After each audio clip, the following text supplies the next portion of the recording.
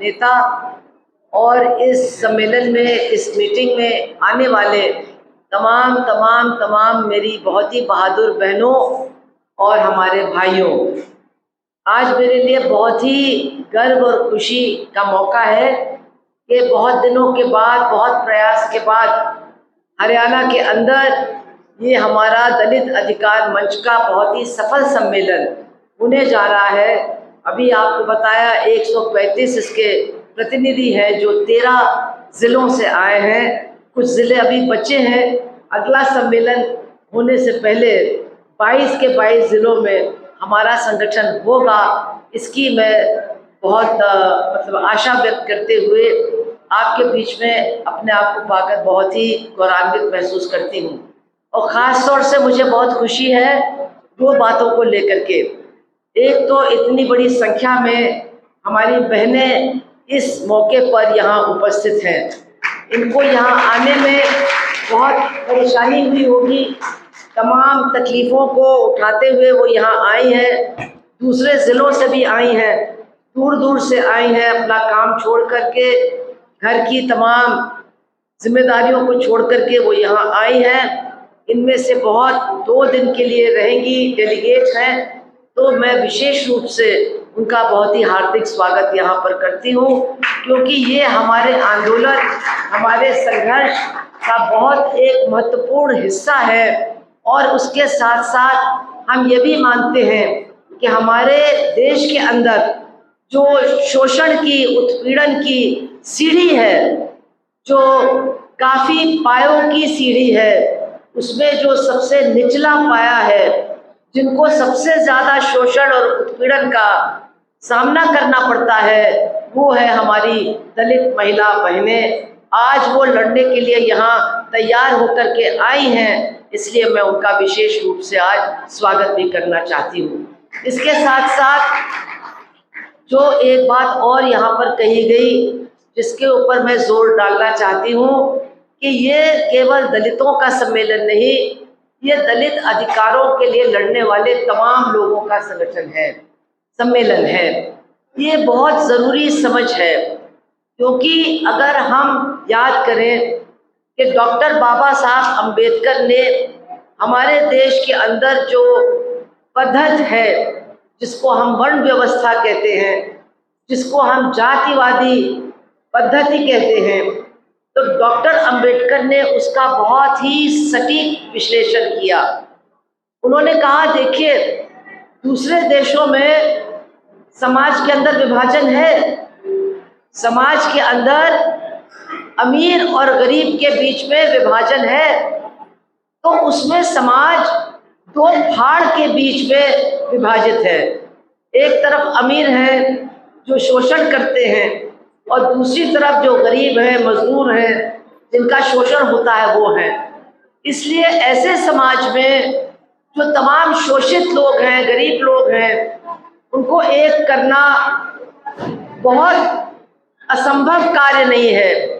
इसको किया जा सकता है, लेकिन हमारे देश में जो वर्ण व्यवस्था है, उसकी एक बहुत बड़ी विशेषता है, जिसको समझने की ज़रूरत है। ये एक ऐसी व्यवस्था है जिसमें 2 हिस्सों में समाज नहीं बटा है, बल्कि समाज सैकड़ों खेमों में बटा हुआ है। ये ऐसी व्यवस्था है कि हर जाति में उपजातियां हैं, और उपजातियां भी आपस में भेदभाव मानती हैं। तो एक तरफ तो सवर्ण है, लेकिन ऐसा नहीं है कि जो सवर्ण नहीं है, जो छुआछूत जाति भेदभाव के शिकार है, ऐसा नहीं है कि वो अपने आप को, एक दूसरे को अपने भाई या एक जैसा मानते हैं। वो भी ये मानते हैं कि हम में भी ऊंच नीच है, और हर जाति में, चाहे वो पिछड़ी जात हो, चाहे वो दलितों में की जात हो, उनमें उपजातियां हैं, और उनके अंदर भी भयानक रूप से ऊंच नीच का भेदभाव है। इसलिए एक ऐसे समाज में लोगों को इकट्ठा लाना और जाति उत्पीड़न के खिलाफ लड़ाना, ऐसा काम है जिसमें केवल जातियों के नाम पर लोगों को आंदोलित नहीं किया जा सकता है, उनको इकट्ठा नहीं किया जा सकता है।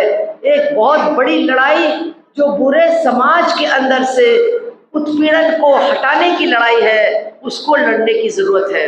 और यहीं पर जो हमारे साथी हैं, जो मजदूरों की लड़ाई लड़ते हैं, किसानों की लड़ाई लड़ते हैं, जो वर्गीय संघर्ष को आगे बढ़ाने का काम करते हैं, उनको भी मैं याद दिलाना चाहती हूँ कि डॉक्टर अंबेडकर ने हम लोग जो वर्ग संघर्ष की लड़ाई लड़ते हैं, हमारे लिए भी एक बहुत महत्वपूर्ण बात बताई।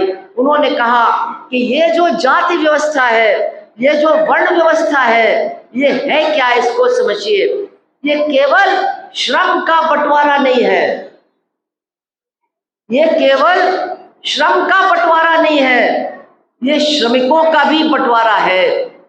ये ऐसा बंटवारा है कि एक ही कारखाने में काम करने वाले लोग वो भी आपस में भेदभाव मानते हैं, वो भी आपस में ऊंच नीच की भावना को लेकर के एक ही कारखाने में काम करते हैं या एक ही खेत में काम करते हैं। इसलिए वर्ग संघर्ष के साथ जाति उत्पीड़न को भी अपने आगे रखते हुए उसके खिलाफ भी लड़ना होगा। जाति उत्पीड़न के खिलाफ लड़ाई वर्ग संघर्ष की लड़ाई को बहुत मजबूत करेगा और वर्ग संघर्ष की लड़ाई जाति उत्पीड़न को समाप्त करने के रास्ते में एक बहुत बड़ा आगे बढ़ने वाला कदम होगा। तो ये जो बातें हैं, इनको ध्यान में रखते हुए आज इस सम्मेलन का आयोजन किया गया है, इस खुले सत्र का आयोजन किया गया है, ताकि वो तमाम लोग जो जाति उत्पीड़न के खिलाफ, जो सामाजिक न्याय के खिलाफ लड़ाई लड़ते हैं, उनको इकट्ठा लाया जा सके और उनकी सबकी अपनी सबकी समझ को बहुत साफ करते हुए इस लड़ाई को और ज़्यादा मजबूत बना करके आगे बढ़ाने का काम किया जा सके। और आज के दौर में ये ऐसा करना बहुत ज़्यादा ज़बरदस्त हो गया है, बहुत ज़्यादा ज़रूरी हो गया है। ऐसा क्यों? क्योंकि आज हम लोग केवल एक मनुवादी समाज से नहीं लड़ रहे हैं। हमारा समाज तो सैकड़ों साल से मनुवादी है। मनुवाद के प्रभाव में इस समाज के तमाम हिस्से सैकड़ों सालों से जी रहे हैं। मनुवाद का मतलब क्या है? असमानता को मानना। असमानता को मानते हुए जातियों की असमानता को माना, उसके साथ साथ जो काम करने वाले लोग हैं उनकी असमानता को मानना। और मैं महिलाओं को याद दिलाना चाहती हूँ कि मनुवाद का ये मतलब है कि तमाम महिलाओं को असमान समझना, वो चाहे किसी भी जात में हो, चाहे वो पैसे वाली क्यों ना हो, चाहे वो किसी कंपनी की मालिक क्यों ना हो, चाहे वो ऊंची जात की क्यों ना हो, लेकिन मनुवादी सोच के हिसाब से किसी भी महिला का कोई भी स्वतंत्र अधिकार नहीं है। कोई भी महिला समाज के अंदर समानता का अधिकार नहीं रखती है। पैदा होने से लेकर के मरने तक उसको पुरुषों के ही अधीन रहना है। उनकी अपनी कोई भी स्वतंत्र सोच या स्वतंत्र पहल नहीं हो सकती है। ये है मनुवादी सोच। तो आप लोग समझ सकते हैं कि मनुवादी सोच के प्रभाव में तो हमारा समाज सैकड़ों साल से चला आ रहा है। आज भी इस समाज पर मनुवादी सोच का बहुत जबरदस्त असर है और उस असर का कहाँ तक प्रभाव गया, मैं आपको याद दिलाना चाहती हूँ कि एक तरफ तो डॉक्टर भीमराव अंबेडकर हमारे संविधान के रचयिता माने गए हैं और उन्होंने संविधान सन 49 में तैयार करके संसद के सामने रख करके उसको पारित भी करने का काम किया। लेकिन उसी बाबा साहब अंबेडकर को 51 में जो उनका पद था, न्याय मंत्री का पद, उसको छोड़ना पड़ा। क्यों छोड़ना पड़ा? क्यों छोड़ना पड़ा? आज उसको याद करना और भी ज़्यादा प्रासंगिक हो गया है, क्योंकि भारतीय जनता पार्टी के नेता, भारतीय जनता पार्टी की सरकार आज डंका पीट करके घोषणा कर रही है कि हम समान नागरिक संहिता बनाएंगे और पूरे देश के लिए एक जैसा कानून बनाएंगे, महिलाओं के अधिकारों की रक्षा करेंगे। आज उनका ये एक प्रचार का अभियान चल रहा है। लेकिन आप याद करिए कि 1951 में संविधान की रचना करने के बाद डॉक्टर बाबा साहब अंबेडकर को न्याय मंत्री का पद छोड़ करके क्यों इस्तीफा देना पड़ा? आपको मालूम है, आपको याद है, इस देश में उन्होंने पहली बार, और मैं तो अपनी महिला समिति की एक एक कार्यकर्ता से कहती हूं कि तुम अपने घर से और नेताओं की तस्वीरें हटा दो जिनको आप राष्ट्रीय नेता समझते हो, तमाम देवी देवताओं की भी तस्वीर हटा दो और डॉक्टर बाबा साहब अंबेडकर की तस्वीर अपने घर में लगाओ, क्योंकि वो पहले नेता थे हमारे देश में जिन्होंने लड़ करके महिलाओं के लिए अधिकार दर्ज करने वाले कानून बनाने का काम किया। हमारे देश में बहुमत हिंदुओं का है, 80-82% हमारी आबादी हिंदू है। इसलिए उन्होंने कहा कि जो आबादी का सबसे बड़ा हिस्सा है, सुधार का काम वहां शुरू करते हैं। और हिंदू औरतें जिनको विरासत का अधिकार नहीं था, जिनको तलाक लेने का अधिकार नहीं था, जिनको बच्चों का पालक बनने का अधिकार नहीं था, जिनको किसी प्रकार का कोई अधिकार नहीं था, उन औरतों के लिए उन्होंने हिंदू कोड बिल बनाने की कोशिश की। लेकिन उस समय के जो मनुवादी ताकतें थीं, कुछ तो कांग्रेस के अंदर थीं, कुछ बाहर थीं, आरएसएस के लोग, हिंदू महासभा के लोग, इन्होंने तो बिल्कुल ऐसा बवाल काटा कि ये आदमी तो हिंदू धर्म को ही खत्म कर रहा है, हिंदू औरतों को अधिकार मिल जाएंगे तो हिंदू धर्म ही खत्म हो जाएगा, संकट में आ जाएगा, इसको तो हम पारित नहीं होने देंगे। और हमारे देश के जो पहले राष्ट्रपति थे डॉक्टर राजेंद्र प्रसाद, उन्होंने भी एक बयान दिया कि अगर ये कानून बनता है तो मैं राष्ट्रपति पद से ही इस्तीफा दे दूंगा। तो क्या सोच थी ये मनुवादी सोच थी। और उस मनुवादी सोच की वजह से डॉक्टर अंबेडकर ने कहा कि अगर मैं अपनी बहनों को समानता नहीं दिला सकता तो ये कुर्सी मेरे लिए बेकार है। और उन्होंने एक मिसाल कायम की। मेरे ख्याल से पूरी दुनिया में कोई नेता नहीं मिलेगा आपको जिसने महिलाओं के अधिकारों के लिए अपनी कुर्सी को ठुकराया हो और न्याय मंत्री के पद से इस्तीफा दिया हो। लेकिन मैं आपको बताना ये चाहती थी कि इससे आप समझ सकते हैं कि हमारे देश में मनुवादी ताकतों का कितना प्रभाव रहा है और पूरे समाज के ऊपर उनका कितना प्रभाव है। और मैं माफ कीजिएगा, ये प्रभाव ऊपर से लेकर के नीचे तक है, ऊपर से लेकर के नीचे तक है, क्योंकि हम इतने खानों में बटे हुए हैं कि किसी न किसी को अपने से नीच समझते हैं और तमाम औरतों को तो नीच समझते ही हैं। अपने परिवार में, अपने समुदाय में, अपनी जात में तो उनको नीच समझते ही हैं, उनको बराबरी का अधिकार देने के लिए बिल्कुल ही तैयार नहीं है। तो ये है मनुवाद का प्रभाव समाज के अंदर। और इसके चलते जो हमारे संविधान में बहुत सारे अधिकार गरीबों को मिले हैं, दलितों को मिले हैं, आदिवासियों को मिले हैं, महिलाओं को मिले हैं, मजदूरों को, किसानों को मिले हैं, इन तमाम अधिकारों को अभी तक हमने पूरी तरह से प्राप्त नहीं किया है, क्योंकि ये मनुवादी ताकतें ये असमानता को बनाए रखना चाहती हैं और सामाजिक असमानता के साथ साथ इनकी सरकारों ने वर्गीय असमानता को भी बहुत बड़े पैमाने पर बनाए रखा, अमीरी और गरीबी की खाई को बढ़ाते गए और जो हमारे देश के पूंजीपति हैं, जो हमारे देश के जमींदार हैं, उन्हीं के हक में सरकारों को चलाने का काम किया।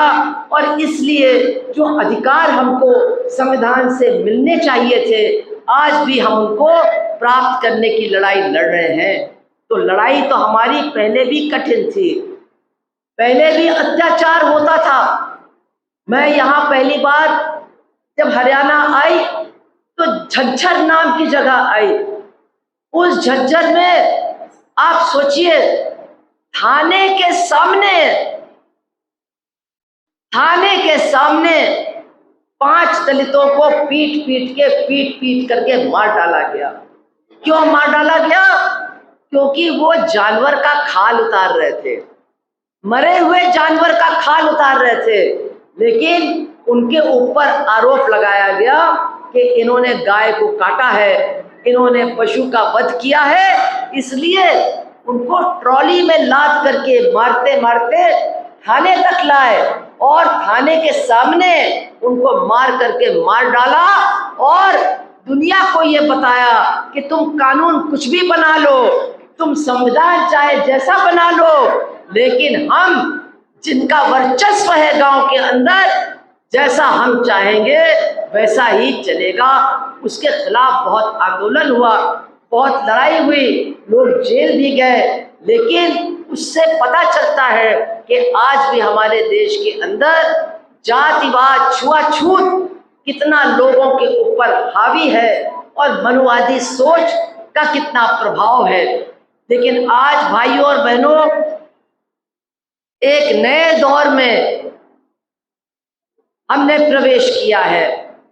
ये नया दौर कैसा है?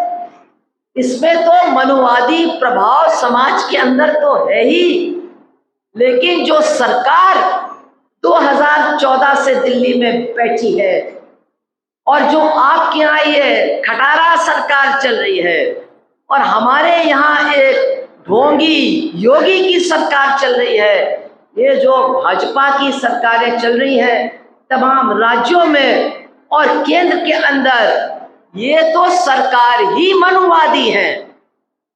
आप मेरी बात को समझ रहे हैं? समाज के अंदर तो मनुवादी प्रभाव है ही, राजनीतिक दलों में भी है, लेकिन अब तो एक ऐसी सरकार आ गई है केंद्र में और कई राज्यों में जो खुल्लम खुल्ला मनुवादी है। ये कौन लोग हैं?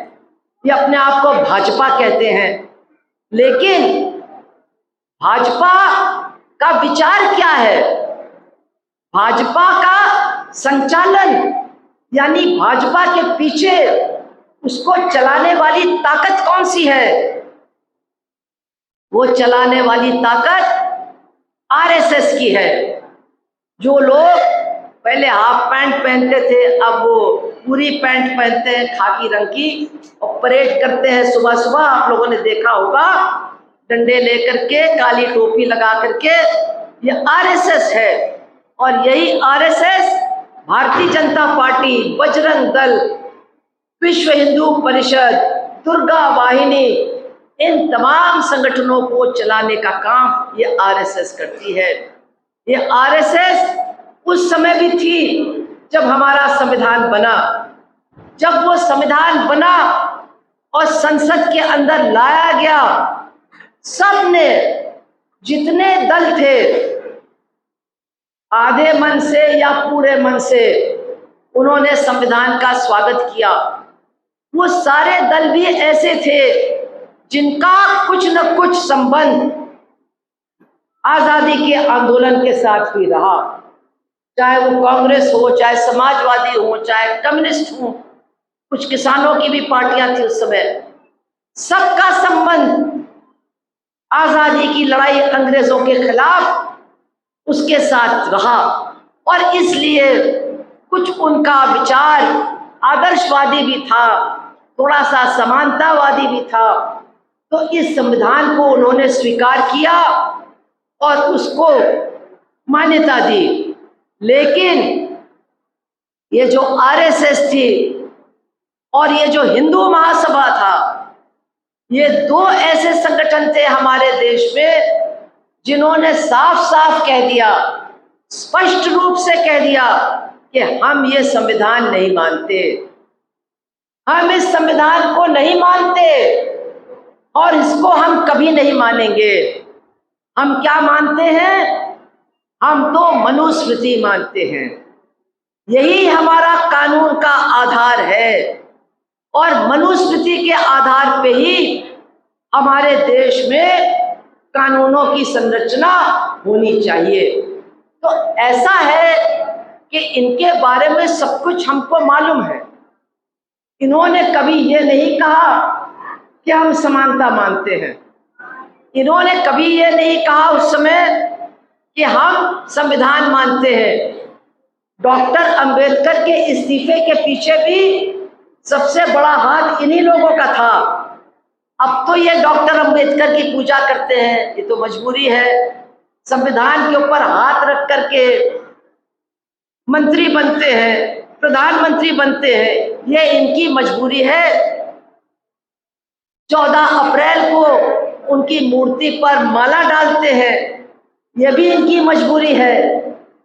इन्होंने एक दलित व्यक्ति को हमारे देश का राष्ट्रपति भी बना दिया, ये भी उनकी मजबूरी है।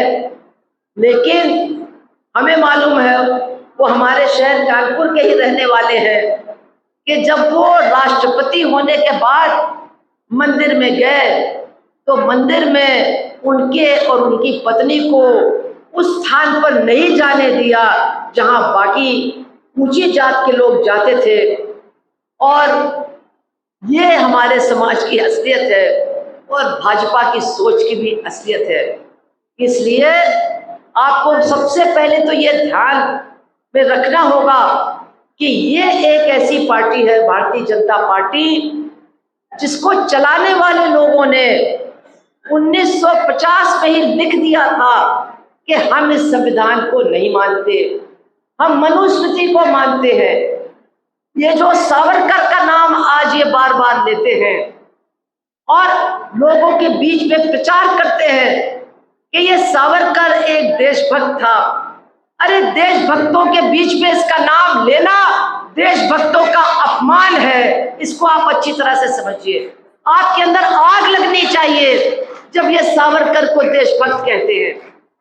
अगर आप भगत सिंह को देशभक्त मानते हो तो आपको सावरकर को नहीं मानना है, और अगर आप सावरकर को मानते हो तो हाथ जोड़ती हूं, भगत सिंह को देशभक्त मानना बंद कर दीजिए। भगत सिंह 23 साल की उम्र में फांसी पर चढ़ाए गए। उनके बाप ने अंग्रेजों से माफी मांगी कि मेरा लड़का नासमझ है, इसको छोड़ दो। और भगत सिंह ने क्या कहा? आज के बाद मेरा कोई बाप नहीं है। और उसके बाद उसने शक्ल नहीं देखी अपने बाप की। ये होता है देशभक्ति। और ये सावरकर, हाँ उसने कुछ काम किया, उसके लिए उसकी जेल हुई, लेकिन जेल से उसने 5 बार माफीनामा अंग्रेजों के नाम भेजा, उनसे माफी मांगी। और माफी ही नहीं मांगी, उनको ये भी लिख के बता दिया कि हमको छोड़ दोगे तो जितने दिन मेरे जीवन के बचे हैं मैं आपकी ही सेवा करूंगा और आपके साम्राज्य को बनाए रखने की पूरी कोशिश करूंगा। और उसने वही काम किया। जब वो छोड़ा गया, अंग्रेजों ने उसको पेंशन दी और सावरकर ने काम क्या किया? उसने प्रचार करना शुरू कर दिया कि अंग्रेज से लड़ना तो बेवकूफी है, तुमको तो लड़ना चाहिए देश के अंदर जो दुश्मन बैठे हुए हैं। कौन है दुश्मन? मुसलमान, ईसाई, इनसे लड़ो, अंग्रेजों के खिलाफ मत लड़ो। और जिन्ना से पहले, ये याद रखिए आप लोग, जिन्ना से पहले उसने 1937 में भाषण में कहा कि हिंदू और मुसलमान ये दो अलग राष्ट्र हैं जो एक साथ नहीं रह सकते, इनको अलग अलग होना चाहिए। यही बात 4 साल के बाद जिन्ना ने कही और उसके बाद ये विभाजन हुआ, जिसमें आपका हरियाणा भी टूटा, पंजाब जो पूरा था वो टूटा और खून की नदियां हमारे देश में बहाने का काम किया गया। तो मैं जो आपसे कहना चाहती हूँ, आज जो लोग राज कर रहे हैं ये हैं खरे मनुवादी, मतलब इनके अंदर मनुवाद के अलावा कुछ नहीं है। संविधान के प्रति, समानता के प्रति इनका जरा भी विश्वास नहीं है।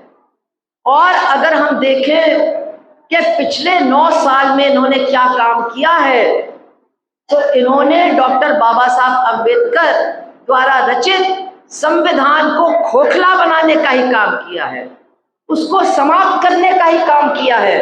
वो कह नहीं सकते कि अरे हम तो संविधान हटाएंगे, हम तो मनुस्मृति लाएंगे। अगर ऐसा कह दे तो जनता खड़ी होकर के उनको कुर्सी से उठा के नीचे पटक देगी। ऐसा नहीं कहते हैं, बातें अच्छी अच्छी करते हैं, लेकिन क्या क्या करते हैं इस पर आपको थोड़ा विचार करना चाहिए। हमारा संविधान क्या कहता है? अधिकार देता है, मजदूरों को अधिकार देता है यूनियन बनाने के लिए, अपनी मांगों के लिए लड़ने के लिए, किसानों को अधिकार देता है। लेकिन इन्होंने संसद के अंदर मजदूरों के तमाम कानूनों को खत्म कर दिया। आज 12 घंटे और 14 घंटे भी काम करना जायज हो गया है। अब पक्की नौकरी किसी की नहीं है, किसी को भी अब पक्की नौकरी मिलने वाली नहीं है। आप लोग बता दीजिए, हरियाणा में कोई पक्की नौकरी बची है क्या? काम करना है तो संविदा में काम करो, काम करना है तो ठेकेदारी में काम करो।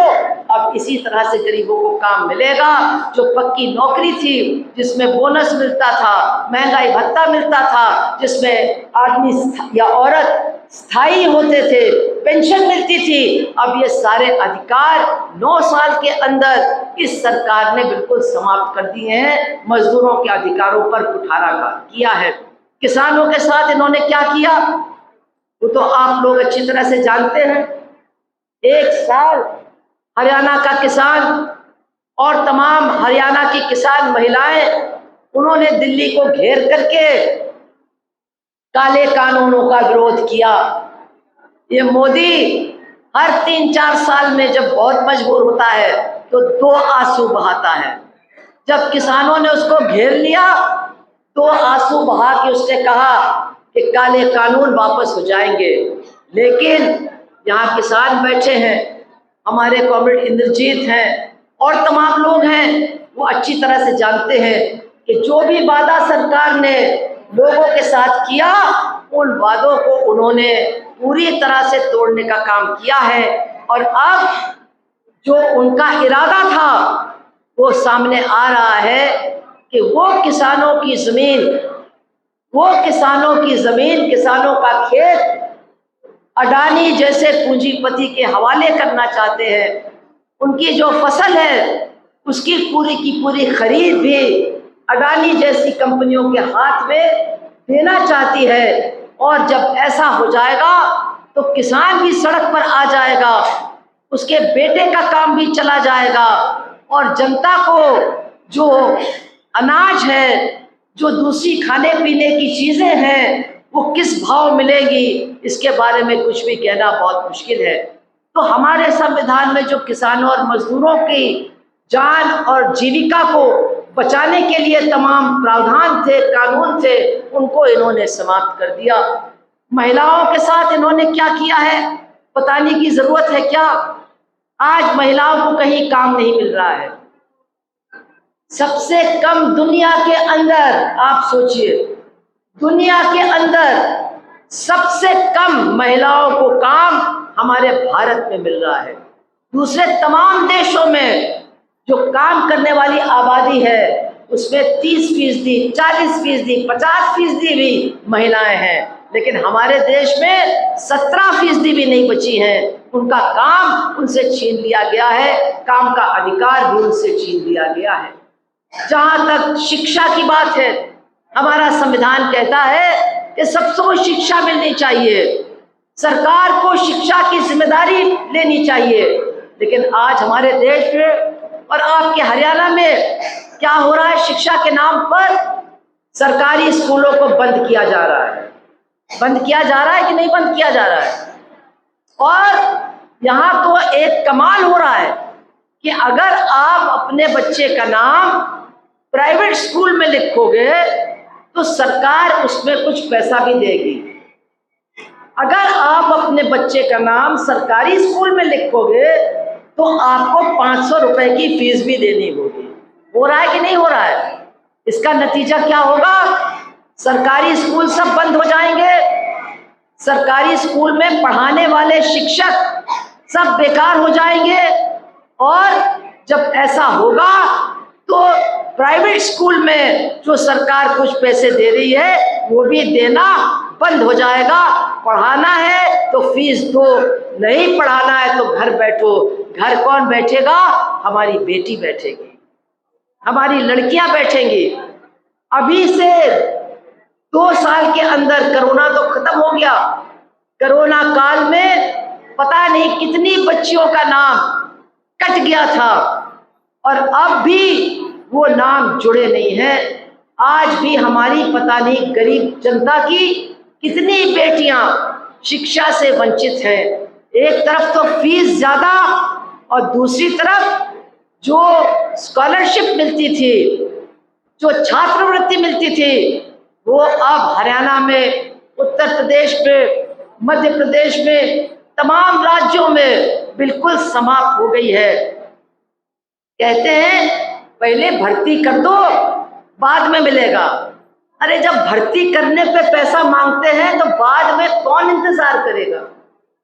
जब इम्तिहान का टाइम, परीक्षा का टाइम आता है तो हम अपने बच्चों के परीक्षा की फीस नहीं दे पाते हैं, उनको रो रो करके कॉलेज और स्कूल से बाहर कर दिया जाता है। ये आज हमारे गरीबों के बच्चों का हाल हो गया है। और सबसे ज्यादा हमारे दलित बच्चे, हमारी दलित बच्चियां और जिन लोगों को स्कॉलरशिप, जिन लोगों को छात्रवृत्ति मिलनी चाहिए, उनका हाल खराब है। तो इसीलिए मैं कहती हूँ कि ये संविधान को खत्म करने वाले काम है। ये संविधान की जगह मनुस्मृति को लाने के काम है। क्योंकि मनुस्मृति क्या कहता है? यहाँ हमारे LIC के लोग भी हैं, दूसरे भी कर्मचारी हैं, उनको सबको भी मैं बताना चाहती हूँ।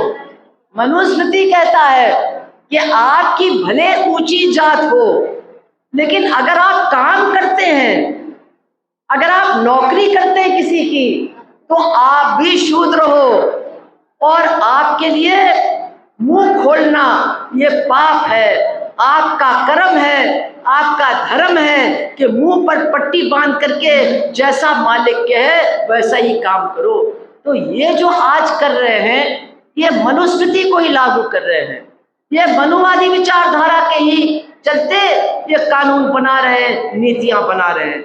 और क्या है मनुस्मृति में कि आपका जो पेशा है, आपका जो काम है, वो आपके जन्म के साथ तय होगा।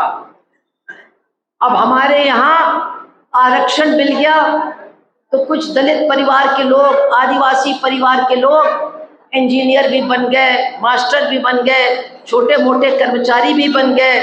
और उन्होंने सोचा कि अरे अब तो वो जो होता था कि जिस पेशे में पैदा हुए हो उसी में तुमको काम करना है, अब वो प्रथा खत्म हो गई। लेकिन अब वो प्रथा वापस आ गई है। अब तो सरकारी नौकरियां कहीं किसी को मिल नहीं रही हैं। अब तो ऊंची पढ़ाई भी गरीबों के बच्चे हासिल नहीं कर पा रहे हैं। तो आखिर क्या करेंगे हमारे बच्चे? क्या करेंगे दलित और आदिवासियों के बच्चे? ठेकेदारी में काम करेंगे, सफाई कर्मचारी का काम करेंगे, सीवर और गटर में जाकर के मरने का काम करेंगे। ये आज उनके भाग्य में भारतीय जनता पार्टी की सरकार दिख रही है, जिसके खिलाफ हमको उठ खड़े होना पड़ेगा, लड़ना पड़ेगा। और ये जो उनकी मनुवादी साजिश है उसको नाकाम करना होगा। भाई और बहनों, ये आज हमारे लिए जिंदा रहने के लिए बहुत जरूरी हो गया है। इसलिए जो हालात हैं वो तो बहुत ही बद से बदतर हो गए हैं। आज अगर दलित उत्पीड़न की बात हम करें तो वो चरम पर है। हर जगह अगर एक दलित लड़का मूंछ रख ले तो उसको मार डाला जाता है। अगर कोई बच्चा अपने फोन पर डॉक्टर बाबा साहब का गीत लगा ले तो मार डाला जाता है। अगर कोई दलित बच्ची खेत में जाती है तो उसके साथ बलात्कार और हत्या होती है। ये तो आम बात हो गई है। दलितों के साथ अत्याचार तो आम बात हो गई है। इतना ज्यादा बढ़ रहा है कि इसकी आज कोई सीमा नहीं है। लेकिन इसके साथ साथ आपके लिए ये समझना भी बहुत जरूरी है कि आज अत्याचार अगर होता है तो क्या न्याय मिलता है? मनुस्मृति में न्याय के बारे में क्या चाय बट रही है? नहीं, मुझे नहीं, मैं फिर चुप हो जाऊं ना थोड़ी देर के लिए।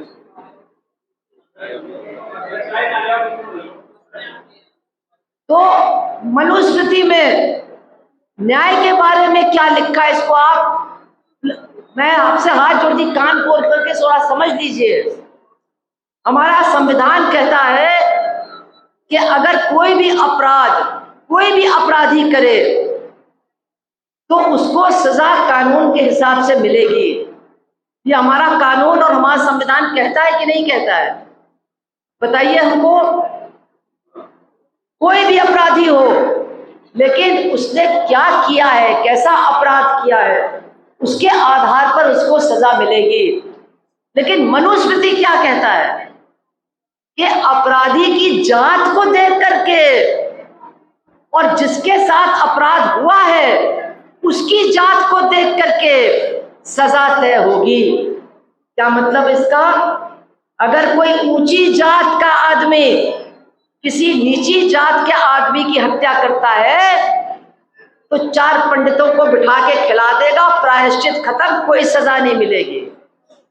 और अगर कोई छोटी जात का आदमी किसी ऊंची जात के आदमी की हत्या करता है तो फिर क्या होगा? तब तो उसको ऐसी मौत मारी जाएगी कि फिर ऐसा करने की हिम्मत कोई दूसरा न जुटा पाए। ये है मनुस्मृति। तो आज कानून का क्या हाल है? कैसे कानून लागू किया जा रहा है? हाथरस उत्तर प्रदेश में एक दलित लड़की के साथ 4 ठाकुरों ने बलात्कार किया खेत में। उसने बयान दिया, उन चारों के नाम दिए, लेकिन हमारे मुख्यमंत्री ने कहा ये झूठ बोल रही है, क्योंकि चारों जो अपराधी थे वो उनकी जात के थे। उसके बाद वो लड़की मर गई और मरने से पहले उसने अपनी, जिसको कहते हैं मृत्यु घोषणा, उसने अपनी डाइंग डिक्लेरेशन दी कि इन 4 लोगों ने मेरे साथ बलात्कार किया और मेरे गले को दबाया। उसके बाद वो 4 बंद हुए। लेकिन 1.5 साल के बाद कोर्ट ने फैसला दे दिया। क्या फैसला दे दिया? कि इसके साथ तो बलात्कार हुआ ही नहीं। मतलब जज साहब वहां खड़े देख रहे थे बलात्कार हुआ कि नहीं। लड़की कह रही है, मरने से पहले कह रही है, उसकी डॉक्टरी रिपोर्ट कह रही है, लेकिन जज साहब कह रहा नहीं, कोई बलात्कार नहीं हुआ, और 3 लोगों को छोड़ दिया। चौथे के बारे में कहा हाँ उसका गला दबाया गया, उससे वो मर भी गई, लेकिन इसका कोई इरादा नहीं था मारने का, वो गलती से मर गई, इसलिए उसको हत्या नहीं, उसको, जिसको मैनस्लॉटर कहते हैं अंग्रेजी में, किसी को मार देना बिना योजना के, उसकी ही सजा मिलनी चाहिए। तो ये मनुवाद है कि नहीं है? अगर इसका उल्टा होता तो दलितों के घर पर योगी जी का बुलडोजर चल जाता। बहुत से लोग ये सोचते हैं कि योगी का बुलडोजर बहुत बढ़िया है, तालियां बजाते हैं। क्यों?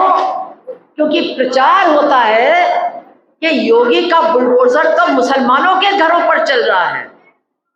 तो लोग ताली बजाते हैं, ये तो बहुत अच्छा हुआ, मुसलमानों के घरों पर योगी का बुलडोजर चल गया। लेकिन हम पूछते हैं कि इन बलात्कारियों के घर के ऊपर योगी का बुलडोजर क्यों नहीं चला?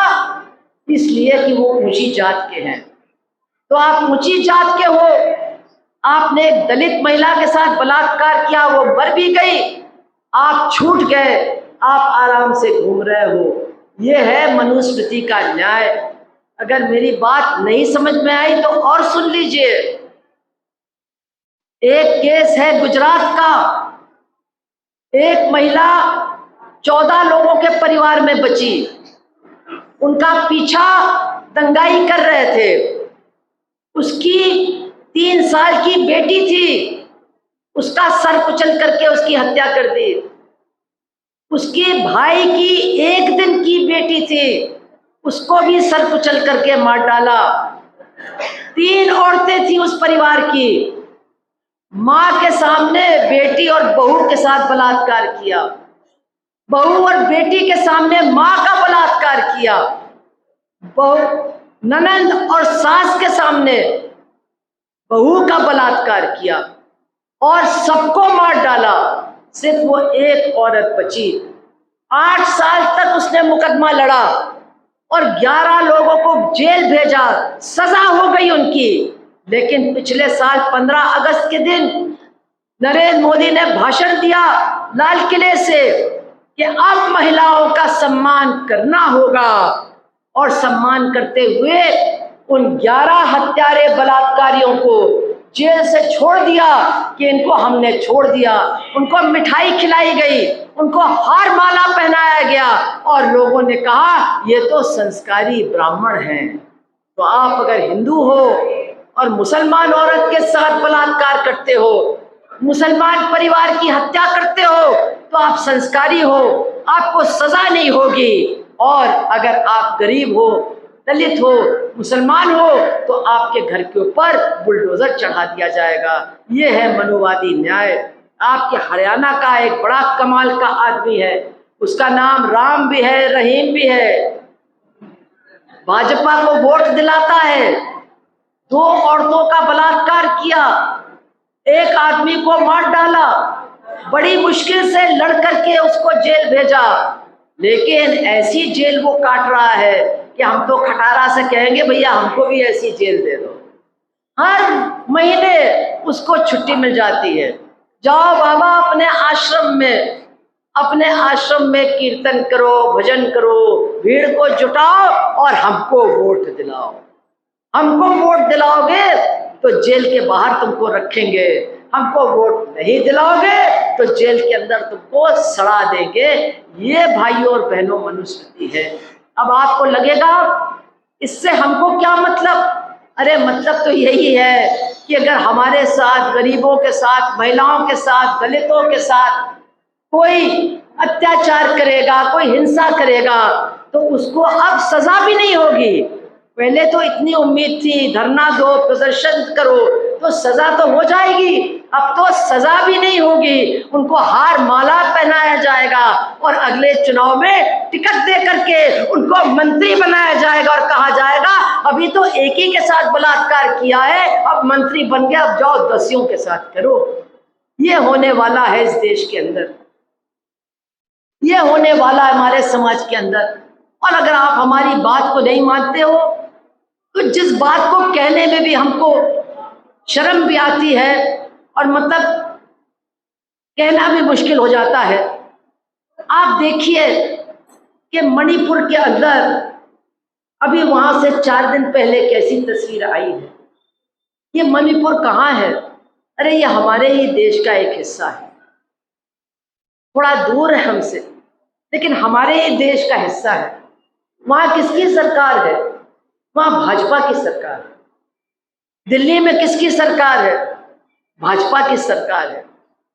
3 मई से मणिपुर में आग लगी हुई है और 3 मई को नरेंद्र मोदी क्या कर रहे थे? कर्नाटका में वोट मांग रहे थे। मुसलमानों के खिलाफ बोल बोल करके वोट मांग रहे थे, ये भी ध्यान दीजिए। बजरंग बली बन करके वोट मांग रहे थे। उनको कोई चिंता नहीं थी कि मणिपुर जल रहा है। अच्छा भाई, चुनाव हो गया, उसके बाद विदेश यात्रा, दिन में 4 बार कपड़े बदलना, दिन में 10 बार फोटो खिंचवाना, भारत में दिखाना कि देखो इंग्लैंड में, अमेरिका में कितना स्वागत हो रहा है नरेंद्र मोदी का। अरे अगर तुम उनका सामान खरीदने जाओगे, अगर किसी भी दुकान पर आप गए और आपने कहा अरे जो भी सामान बेचना है हम दूना दाम देने के लिए तैयार है, तो वो दुकानदार तुम्हारा स्वागत करेगा कि नहीं करेगा? करेगा कि नहीं करेगा? अरे कुर्सी पर बिठा करके तुमको जो है कोल्ड ड्रिंक भी पिलाएगा और कहेगा बहन जी आओ बैठो, स्वागत खूब करेगा।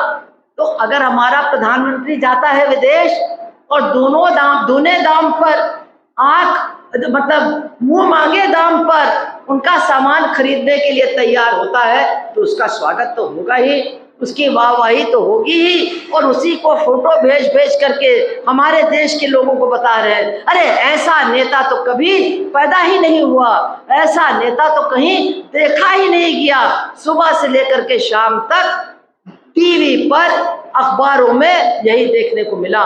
लेकिन मणिपुर जलता रहा। लौट के आए, फिर भी नहीं गए, बोले भी नहीं, फिर विदेश यात्रा पे गए। मतलब उनको विदेश यात्राओं से फुर्सत नहीं, क्योंकि यहाँ तो लोग उनसे सवाल करते हैं, वहां उनका स्वागत करते हैं, इसलिए वहां अच्छा लगता है। लेकिन आप समझिए कि वहां हो क्या रहा था। जो काम भाजपा करती है हर राज्य में, धर्म के नाम पर लोगों को लड़ाना, आदिवासी और गैर आदिवासी को लड़ाना, दलित और गैर दलित को लड़ाना, यही काम वो मणिपुर के अंदर भी कर रही थी।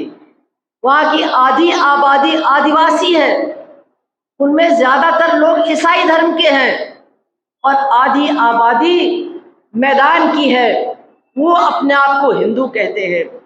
उनके बीच में ऐसी आग लगाई, उनके बीच में ऐसी नफरत को पैदा कर दिया कि आस पास रहने वाले लोग, पड़ोसी एक दूसरे के जान के दुश्मन बन गए।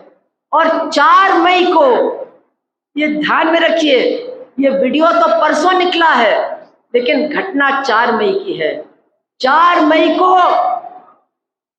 भीड़ ने औरतों को नंगा करके उनको घुमाया, उनकी बोटियों को नोचा, उनके साथ हर तरह की बदतमीजी और बदसलूकी की, एक के साथ बलात्कार भी किया।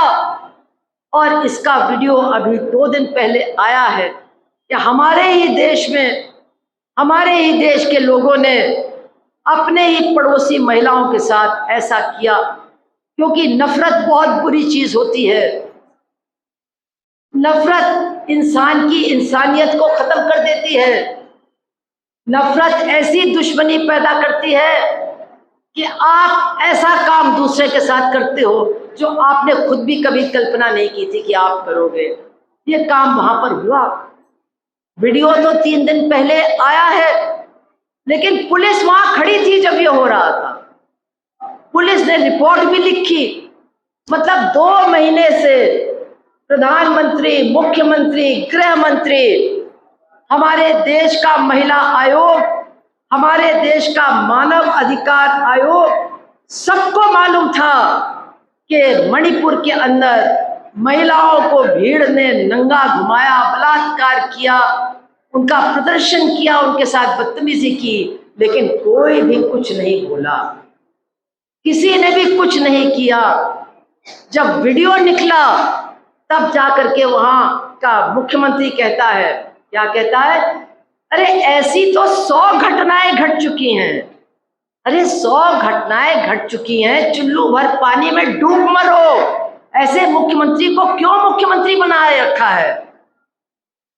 100 घटनाएं ऐसी घटी है। आज अब पेपर में नई खबर आई है कि 2 महिलाओं की जली हुई लाशें भी मिली है वहां पर। पता नहीं क्या क्या नहीं हुआ है।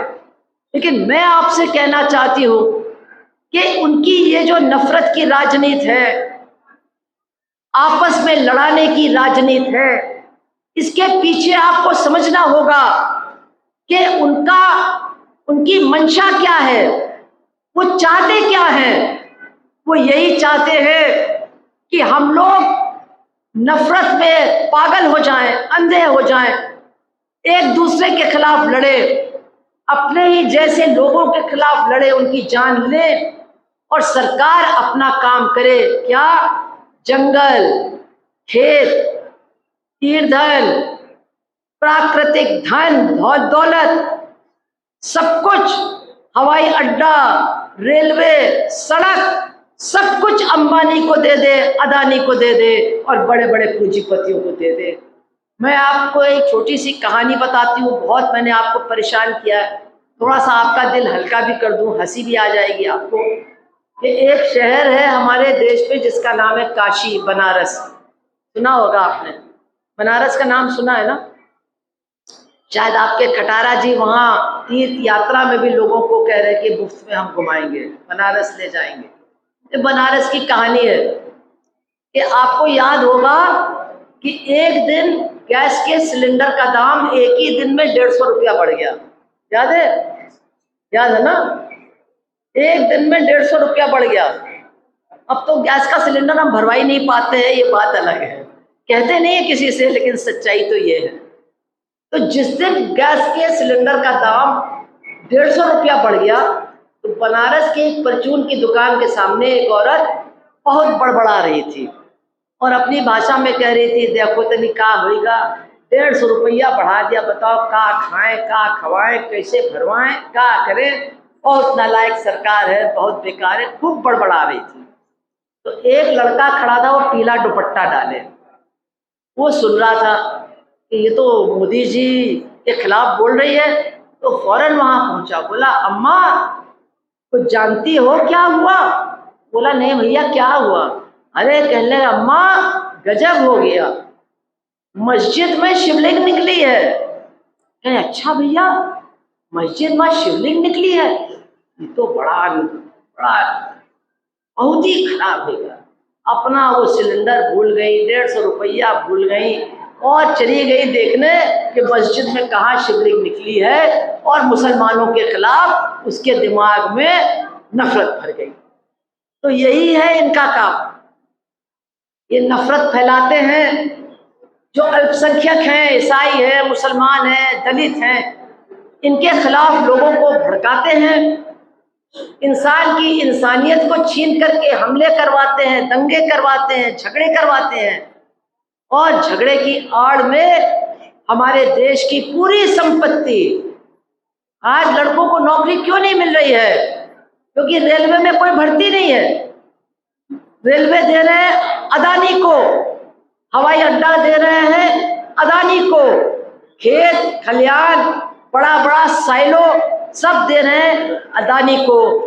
सारा जो हमारे देश में प्राकृतिक संपदा है, जो पहाड़ है, जो जंगल हैं, जो जंगलों के नीचे तमाम मिनरल्स हैं, तमाम ईंधन है, सब उनको दे रहे हैं। हम आपस में लड़ रहे हैं, हम एक दूसरे को अपना दुश्मन मान रहे हैं, हम छोटे छोटे खानों में बट रहे हैं, धर्म के नाम पर, जात के नाम पर, उपजात के नाम पर, आदिवासी गैर आदिवासी के नाम पर एक दूसरे की हत्या कर रहे हैं, एक दूसरे का घर जला रहे हैं। और ये सरकार हमारा पूरा घर, हमारे घर की पूरी दौलत, हमारी पूरी संपत्ति बड़े बड़े पूंजीपतियों के हाथ कर रही है, उनके हवाले कर रही है। तो यही हमारी लड़ाई है, यही हमारी लड़ाई है।